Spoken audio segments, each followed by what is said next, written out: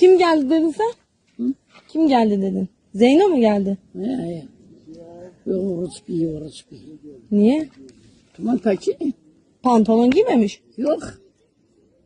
Pantolon peki. Salvar peki. Hiç. Niye giymiyor? İslamiyet destemeler ha. He. Maçamata şekerhane. Bu. Şu güzel. Çok vetamata şeker. Nasıl yapacağız? Kapalı giyinsin, kapalı giyinsin. Ora ana pırtı. Kilo. Bu. Kilo topa yıkıp piyito olmam bile. Uy, derdin öyle. Çok güzel çıtramata peki. Yani ne diyeyim? Nasıl? Tutamar rezilke. Rezili mi ara rezili? Herkes bizi tanıyor. Şuna koy tabi.